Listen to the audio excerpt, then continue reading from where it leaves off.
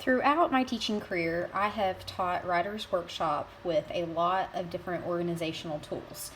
On my website, literacyforeveryone.education.wordpress.com, you can find a couple options because I understand that not everyone may prefer what I prefer.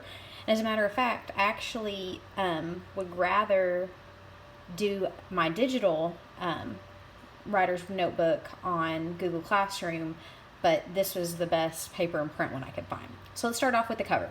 You want your students to decorate it and put something that makes it their own and have some ownership. So I picked a really old picture of my girls reading a book because that's close to my heart. And those two are now 13 and 12, so they don't look like that anymore. When we open up the front cover, there's another old picture of me and my husband.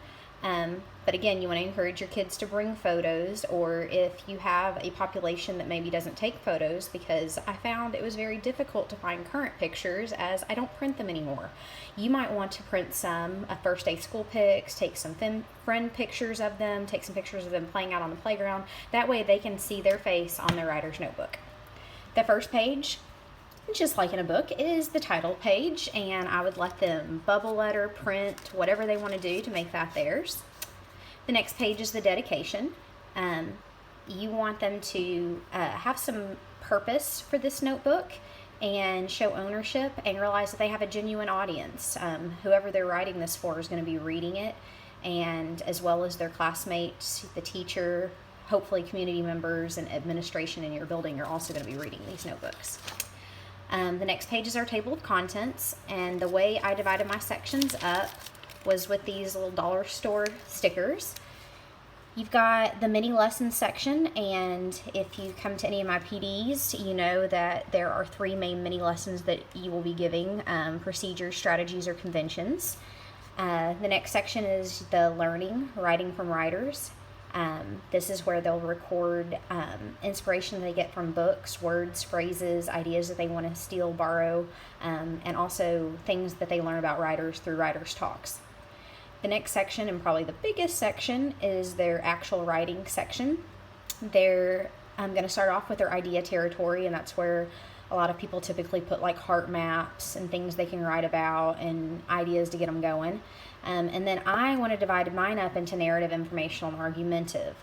If I'm teaching, for example, 3rd or 6th grade in Arkansas, they are tested on narrative, so that would probably be my biggest section. If I'm teaching 4th grade, that would be informational, would be one of my larger sections, and if I'm teaching 5th grade, it'd be argumentative. However, just because that's what you're tested on doesn't mean that's the only thing that they should be writing. So they should be covering all the genres of writing.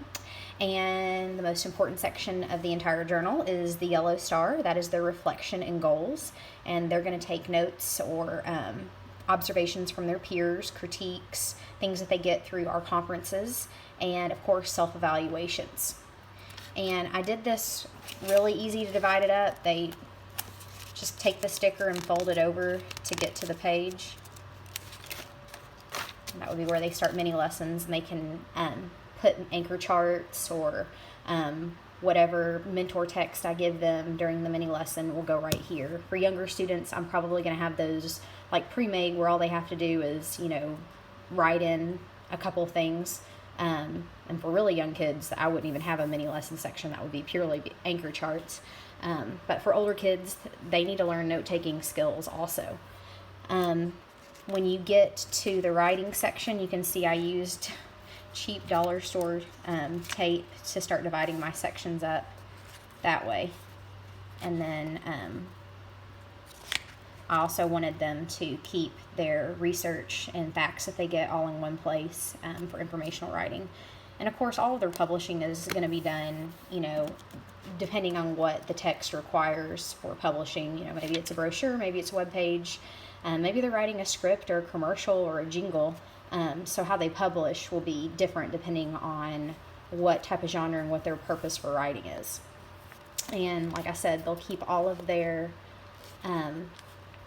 reflections and goals in this last section.